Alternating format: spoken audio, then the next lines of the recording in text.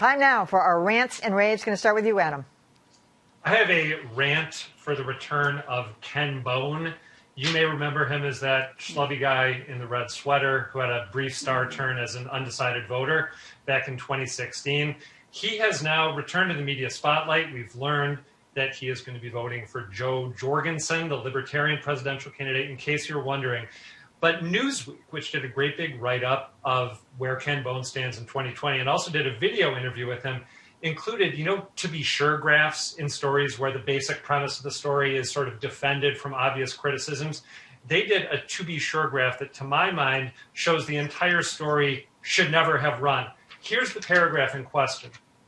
Though his time in the spotlight was short-lived due to Reddit posts that included controversial comments about leaked nude photos of Jennifer Lawrence, pregnant women, and the fatal shooting of Trayvon Martin, Bone enjoyed a brief stint as a, quote, American hero before the backlash began. Yeah. We paid too much attention to him in the first place. Then we learned Absolutely he was a right. deeply flawed character. Don't bring him back. Yeah. All right, Callie. I am raving for the Takeaway radio program out of WNYC. The new series by the host Tanzina Vega is called A Votar, a look at Latino voters in the 2020 U.S. election. The sleeping giant Latino voters bloc is very interesting to people. This is the first time where the potential eligible Latino voters are greater than African Americans. And she's doing the series all this month, and it's in both English and Spanish, which she does flawlessly back and forth. And it's just a lot of depth and interesting and absolutely something that everybody should be listening to. Great. Mike. Well, I have a rave as well, and it is for the respected New England Journal of Medicine, who this past week you may have seen for the first time in its 208-year history did an editorial where they took a political stand in an election. This was an editorial signed this week by all 34 editors. They say, we are dying in a leadership vacuum. They write that our leaders have taken a crisis and turned it into a tragedy. They do not mention the president by name, but they instead blame our leaders. It is very well researched, complete with references, I might add, in keeping with their approach and policies.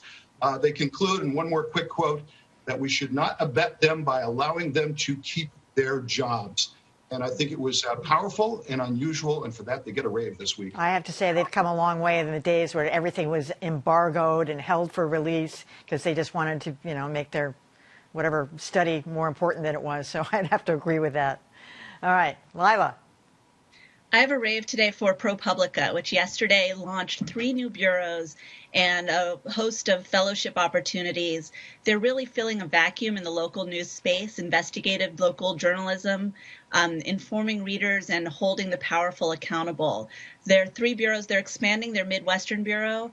They're adding bureaus in the South and the Southwest. And it's just a welcome change. It's going to add a little more than a couple dozen jobs to the media landscape in those areas. And I think especially now when people need accurate, in-depth information more than ever, it's just something I'm very happy to see. By the way, where does ProPublica get its financing from? Is it all publicly financed, or do you know? Some of it's publicly financed, but they have a bunch of different donors, and it's all the information's on ProPublica.org. They're pretty transparent about it. So it's not government sponsored at all or anything like that?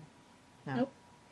All right, thanks, Lylah. All right, well, finally, I have a rave tonight for Michael Rosenberg of Sports Illustrated, who did this amazing takeout on 5 USC linebackers who have all died under the age of 50, including Junior Seau, which we all know about, who committed suicide several years ago and had brain scans that showed he had severe CTE, brain trauma. He doesn't exactly come out and say that all 5 of these people had that, but he takes you through the drama of their lives in a very specific way, and this amazing, incredible deterioration of their faculties and their ability to interact with their families and with the public and with businesses. And if that wasn't the reason that they ended up all dying before the age of 50, there has to be another more implausible one, and I can't see what it is. So a rave to Michael Rosenberg for doing that.